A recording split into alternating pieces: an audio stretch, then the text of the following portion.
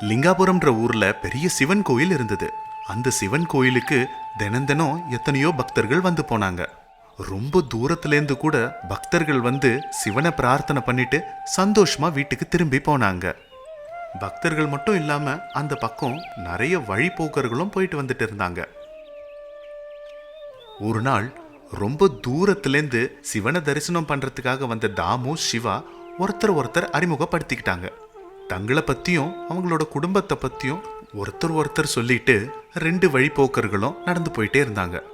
இங்க பாரு சிவா, இன்னைக்கு சாமியை தரிசனம் பண்ணிட்டு வேண்டுதலை நிறைவேற்றணும். அதுக்கப்புறமா நீ வீட்டுக்கு போறியா இல்ல என் கூட சேர்ந்து இன்னும் கோயில்களுக்கு வரியா? நான் தீர்த்த யாத்திரை போயிட்டு இருக்கேன், நீயும் என் கூட வந்தா நல்லா இருக்குமே. ஐயோ, என்னால வர முடியாதுங்க. எங்க வீட்டு நிலைமை கொஞ்சம் மோசமா இருக்கு. எங்க அப்பாக்கு உடல்நிலை சரியில்லை. ஹாஸ்பிட்டலுக்கு கூட்டிட்டு போனா அவருக்கு ஆப்ரேஷன் பண்ணணும்னு சொல்றாங்க. ஆப்ரேஷனுக்கு ஆகிற பணம் எங்க கிட்ட இல்லை. எங்க அப்பாவோட இறுதி ஆசைப்படி இந்த கோவில்ல சிவனை தரிசனம் பண்ணிட்டு பிரசாதத்தை வீட்டுக்கு எடுத்துட்டு போனோம்.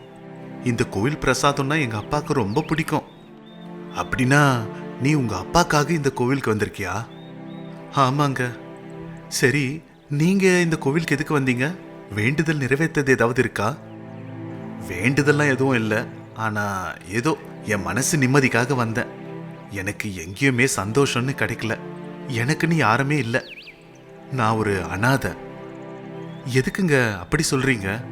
இப்போ உங்க பக்கத்துல நான் இருக்கேன், அப்புறம் எப்படி நீங்க அனாதைன்னு சொல்லுவீங்க?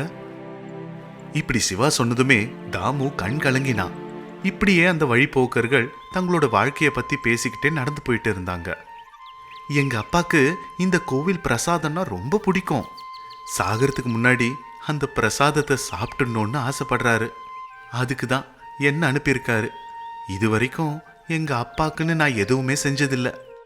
அவரோட ஆப்ரேஷனுக்கு கூட என்னால் பணம் ஏற்பாடு பண்ண முடியல. இந்த ஆசையாவது நிறைவேற்றுவோன்னு தான் கோவிலுக்கு வந்திருக்கேன்.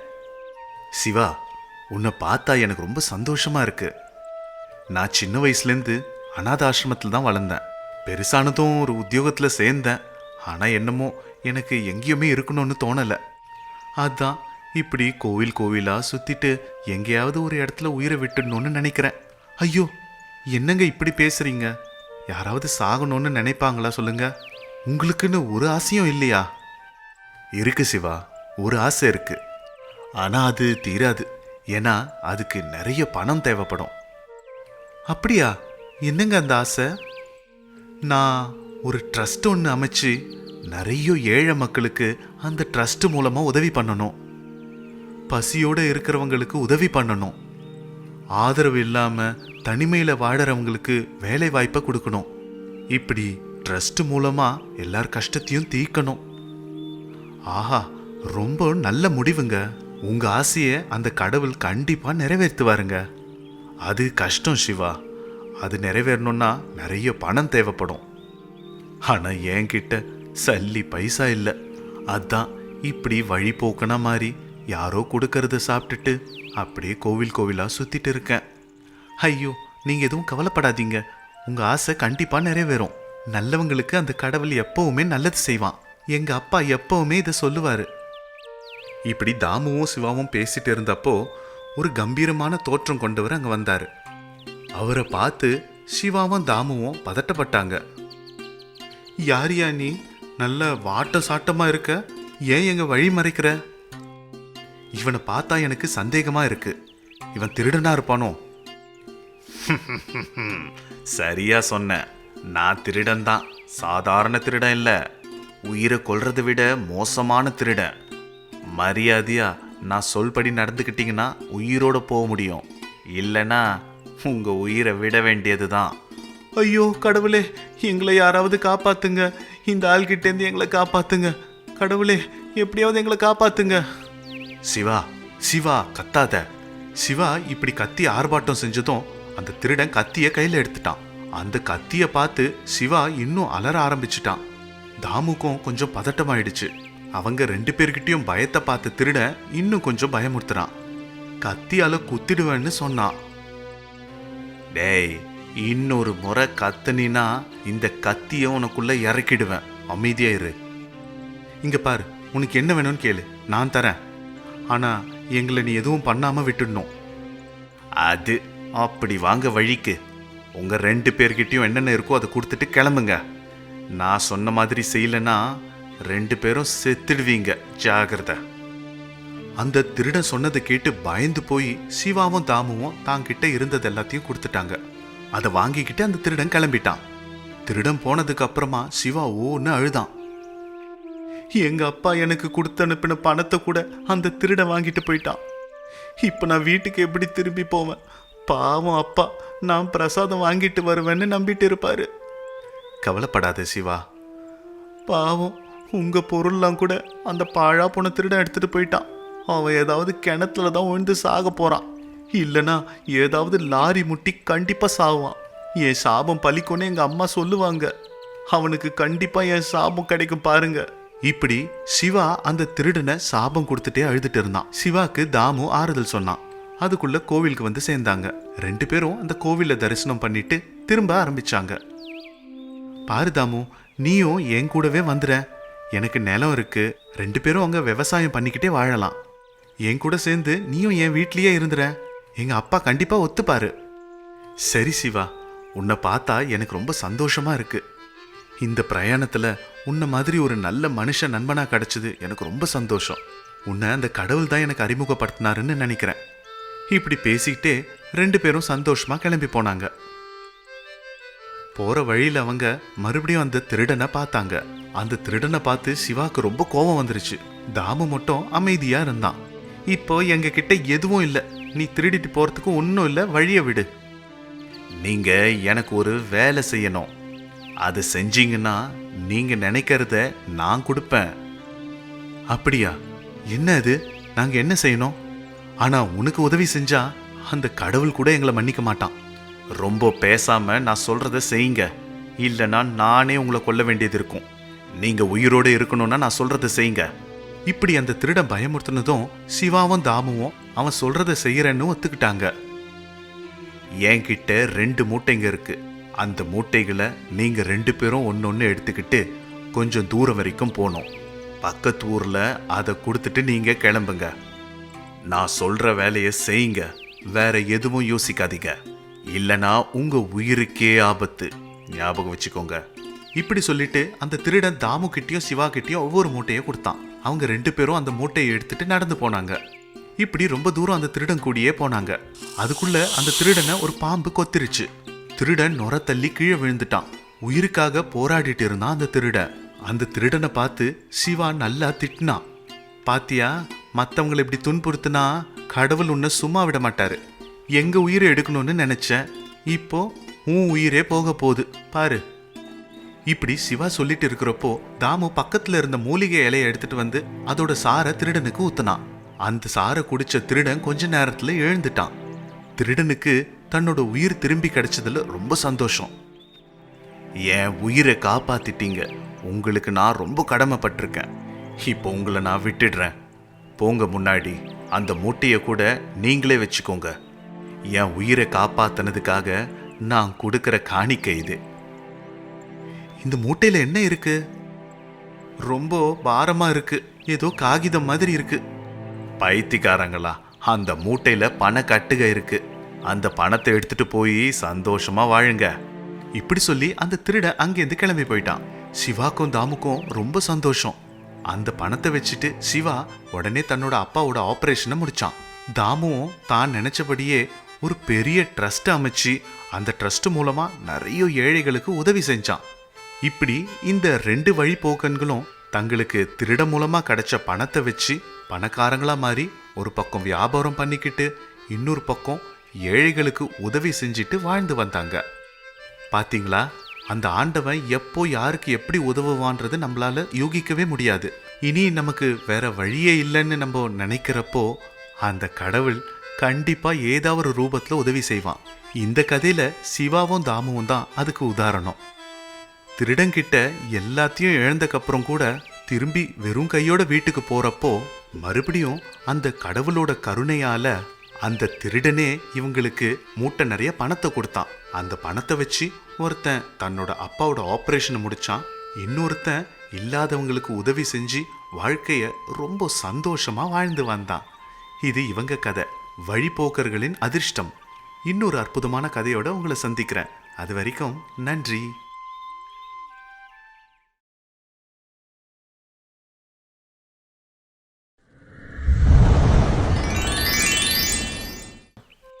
ஒரு அழகான ஊர்ல வீரையான்னு ஒரு பிச்சைக்காரன் இருந்தான். கையில தட்டோட வீடு வீடா போய் பிச்சை கேட்டு வந்தான். யாராவது சாப்பாடு குழம்பு கொடுக்க வந்தா, அம்மா இன்னைக்கு சாதம் குழம்பு இதெல்லாம் பக்கத்து வீட்டில் கொடுத்துட்டாங்க, எனக்கு நீங்க சில்லறை காசு இருந்தா போடுங்கம்மா, இப்படி நாசுக்கா அவங்க கிட்ட கேட்டு சில்லறை காசை வாங்கிட்டு இருந்தான். ஊர்க்காரங்க கூட பிச்சைக்காரங்கிட்ட நமக்கு எதுக்கு தலைவலின்னு அவன் கேட்ட காசை கொடுத்துட்டு போயிட்டாங்க. இப்படி நாளெல்லாம் அவங்க இவங்க போட்ட சாப்பாடை சாப்பிட்டு அவங்க கொடுத்த சில்லறையெல்லாம் சேர்த்துட்டு ராத்திரி ஆனதும் ஒரு பழைய வீட்டுக்கு முன்னாடி வந்து படுத்துப்பான். இதுதான் இந்த பிச்சைக்காரனோட அரண்மனை. இப்படி ஒரு லாந்தர் விளக்கை ஏத்தி எடுத்துட்டு வந்த சில்லறையெல்லாம் ஒரு சட்டியில போட்டு வச்சு யாருக்குமே தெரியாம காஞ்ச இலைகளை போட்டு மூடிடுவான். அங்கங்க பிஞ்சி கடந்த பாய போட்டுக்கிட்டு கிழிஞ்ச போர்வைய போத்திக்கிட்டு அண்ணாந்து வானத்தை பார்த்து, ஆஹா அதிர்ஷ்டக்காரன்னா நான் தான், இந்த ஊர்ல மட்டும் இல்ல இந்த உலகத்திலேயே என்ன மாதிரி அதிர்ஷ்டக்காரன் வேற யாருமே இருக்க முடியாது. வானத்துல இருக்கிற நட்சத்திரங்கள்லாம் எனக்கு முத்தம் கொடுத்துட்டு இருக்கிறப்போ நல்ல காத்து வந்து என் முகத்துல வீசுது. பூமி தாயி தன்னோட மடியில என்ன படுக்க வச்சிருக்கா. இப்படி நினைச்சிட்டு படுத்துட்டு இருப்பான். என்னைக்கும் போலவே அன்னைக்கும் கூட தன்னோட குடிசையில வந்து படுத்தான். ரொம்ப களைப்பா இருந்ததால நல்லா தூங்கிட்டான். கொஞ்ச நேரத்துக்கு அப்புறமா கோபால்னு ஒருத்தர் கையில லாந்தரை பிடிச்சிக்கிட்டு சுத்தி முத்தி பார்த்துக்கிட்டே யாரும் தங்களை பார்த்துறாதபடி கையில கொம்போட உதவியோட நொண்டிக்கிட்டே வந்த சுமத்திய கூட்டிக்கிட்டு குடிசை கிட்ட படுத்துட்டு இருந்த வீரையங்கிட்ட வந்தார். வீரையா வீரையா எழுந்திரு வீரையா, உன் பொண்ணு உன்னை பார்க்க வந்திருக்கா, எழுந்திரியா. இப்படி வீரையனை எழுப்பிட்டு இருந்தாரு. இதை கேட்டு வீரையன் தூக்கத்திலேருந்து எழுந்தான். கோபாலோட தன்னோட பொண்ணு சுமத்திய பார்த்ததுமே பதட்டப்பட்டான் வீரையன். யாராவது அவங்க 3 பேரையும் பார்க்கறாங்களான்னு சுத்தி முத்தி பார்த்தான் வீரையன். ஆனா யாருமே எங்கேயுமே இல்லை. கோபாலையா, பொண்ணை எதுக்கு என்கிட்ட கூட்டிட்டு வந்தீங்க? இத நீ என்கிட்ட இல்லை வீரையா, உன் பொண்ணை தான் கேட்கணும். இருட்டு ஆனதுலேருந்து ஆரம்பிச்சு, மாமா அப்பா இன்னைக்கு என்ன பார்க்கவே வரலையே, அப்பனா அவருக்கு கண்டிப்பா ஜுரம் வந்திருக்கும், இல்லைனா எதுக்கு என்ன பார்க்க வராம இருக்க போறாரு அப்படின்னு கேட்டு உடனே என்னை இப்பவே அப்பா கிட்ட கூட்டிட்டு போங்கன்னு ஒரே அடம். இப்படி சொன்னதுமே வீரையன் தான் பொண்ணு சுமத்திய பார்த்து கண் கலங்கினாரு. உன்னை பார்க்க வராம இருப்பனாம்மா. இப்படி சொன்னதுமே சுமத்தியும் கண் கலங்கி நின்னா. ஏன்பா நீங்க இன்னைக்கு வரவே இல்லை? இன்னைக்கு என்னவோமா ரொம்ப சோர்வா இருந்தது, அதுதான் உன்னை பார்க்க வரவே முடியல. நாளிலேருந்து நானே வரேம்மா, நீ இங்கெல்லாம் வராத. அப்பாவை பார்க்கறதுக்கு அப்பா கிட்ட பொண்ணு வரக்கூடாதாப்பா? வரலாமா, ஆனா நீ இந்த ஊர்க்காரங்க பார்வைக்கு என் பொண்ணு இல்லம்மா. இதோ இந்த கோபால் ஐயாவோட பொண்ணு நீ. நொண்டியா இருக்கிறதால உன்னோட பொண்ணுன்னு சொல்றதுக்கு உனக்கு வெக்கமா இருக்கா? அப்படி சொல்லாதம்மா. படிப்பு மேல உனக்கு இருந்த ஆர்வத்தை பார்த்து உன்னை நல்லா படிக்க வச்சு ஒரு பெரிய வேலையில சேர்த்து அழகு பார்க்கணும்னு நினைச்சம்மா. ஆனா அதே நீ ஒரு பிச்சைக்காரனோட பொண்ணுன்னு மற்ற ஊர்க்காரங்களுக்கு தெரிஞ்சா அதையே இலக்காரமா பேசி உன்னை கிண்டல் பண்ணுவாங்கன்னு நான் இப்படி ஒரு முடிவு எடுக்க வேண்டியதா போச்சுமா. மற்றவங்க அப்படி சொல்றதால இப்படி என்ன இவர் வீட்டில் விட்டு வைக்கிறது கொஞ்சம் கூட நல்லா இல்லப்பா. எங்க பாருமா, அப்பா எது பண்ணாலும் அது உன் நல்லதுக்கு தாம்மா. மக ரூபத்துல பிறந்த என்னோட அதிர்ஷ்ட தேவதம்மா நீ. எனக்கு ஒன்றும் ஆகலை, நான் நல்லா தான் இருக்கேன். நான் நாளையிலேருந்து உன்னை பார்க்க வரேம்மா. நீ இப்போ கிளம்பு போ. அப்பா நாளையிலேருந்து என்ன பார்க்கறதுக்கு மறக்காம நீ வரணும், இல்லைன்னா நானே வந்துடுவேன். வேண்டாம்மா, நானே வரேன். இப்படி சொல்லி பை நிறைய அண்டிக்கு கிடைச்ச பணத்தை எடுத்துட்டு வந்து சுமத்தி கிட்ட கொடுக்கறப்போ, எனக்கு எதுக்குப்பா, என்ன சொந்த பொண்ணு மாதிரி பார்த்துக்கிற இந்த கோபால் மாமாக்கே கொடுங்கப்பா. ஆமால, உன்னை பார்த்த சந்தோஷத்துல கோபால் ஐயாவை மறந்துட்டேன். மன்னிச்சுக்கோங்க ஐயா. இந்தாங்க இன்னைக்கு வந்த சில்லறை பணம். இப்படி சொல்லி கோபால் ஐயா கிட்ட அந்த பைய கொடுத்தான். கோபாலும் அந்த பைய வாங்கிக்கிட்டு சுமதிய கூட்டிட்டு யாரும் அங்க பாத்துறாதபடி வீட்டுக்கு கிளம்பி போனாரு. வீரையா கண்ணை தொடச்சிக்கிட்டான். நீ நல்லா இருக்கிறதுக்காக நான் எதையும் தாங்குவேம்மா. இப்படி நினைச்சு படுத்துக்கிட்டான். பொண்ணை நினைச்சுக்கிட்டே தூங்கிட்டான். இப்படியே நாட்கள் ஓடிச்சு. சுமதி கோபால் சொன்னபடியே நடந்துக்கிட்டு நல்லா படிச்சு நல்ல மதிப்பெண்கள் எடுத்து ஒவ்வொரு கிளாஸா பாஸ் பண்ணிக்கிட்டே வந்தா. பெரிய படிப்புக்காக பட்டணத்துக்கும் போனான். பிச்சைக்கார வீரையனுக்கு வயசாகிட்டே இருந்தது. ஒரு நாள் மரத்து கீழே தட்டை வச்சுட்டு நின்னுட்டு இருந்தான். இன்னைக்கு நாளே நல்லா இல்லை போல இருக்கு. யார சில்லறை கேட்டாலும் பிச்சைக்காரா உனக்கு எதுக்குடா காசு கொடுக்கணும்னு கேட்குறாங்க. சாப்பிட சாப்பாடு தரோம், அதை சாப்பிட்டுட்டு ஒரு மூலையில படுத்துக்கோ அப்படின்னு சொல்றாங்க. ஆனா காசு கொடுக்கவே மாட்டேன்றாங்க. இப்படி நினைச்சுக்கிட்டே அங்கங்க பார்த்துட்டு இருந்த வீரையனுக்கு டவுன்ல இருந்து வந்த கோபால் கண்ணுக்கு தெரிஞ்சாரு. ஒரு அப்பா மனசு தன்னோட மக எப்படி இருக்கா அப்படின்றத தெரிஞ்சுக்கணும்னு ரொம்ப ஆசைப்பட்டது. அங்கேருந்து அவர்கிட்ட வந்தான். தானம் பண்ணுங்க ஐயா, தர்மம் பண்ணுங்க ஐயா. ஐயா, என் பொண்ணு சுமதி எப்படி இருக்கா? நல்லா இருக்கா வீரையா, ரொம்ப நல்லா படிக்கிறா. கொஞ்ச நாள்ல பரீட்சைக்காக பணம் கட்ட வேண்டியது இருக்கு. நானே ராத்திரி உன்னை பார்க்க வரலாம்னு இருந்தேன். நல்ல வேளை நீயே வந்துட்ட. எவ்வளோ கட்டணுங்க ஐயா? இப்படி கேட்டதுமே கோபால் எவ்வளோ கட்டணுன்றத சொல்லிட்டு அங்கேருந்து கிளம்பிட்டாரு.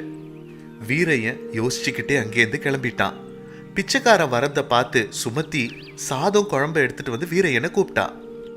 வீரையா, சாதம் குழம்பு ஊத்துறேன், இப்படி வா. இப்படி கூப்பிட்டதுமே வீரையன் அதை காதல வாங்காம கோபால் ஐயா சொன்ன பரீட்சைக்கு கட்ட வேண்டிய பணத்தை மட்டும் நினைச்சுக்கிட்டே நடந்து போயிட்டு இருந்தான். அன்னைக்கு ராத்திரி ஆச்சு. அங்க குடிசை முன்னாடி வருத்தத்தோட உட்கார்ந்துட்டு இருந்தான். சொன்ன தேதிக்குள்ள கோபால் ஐயா சொன்ன பணத்தை கட்டலன்னா சுமதிய பரீட்சை எழுத விட மாட்டாங்களே.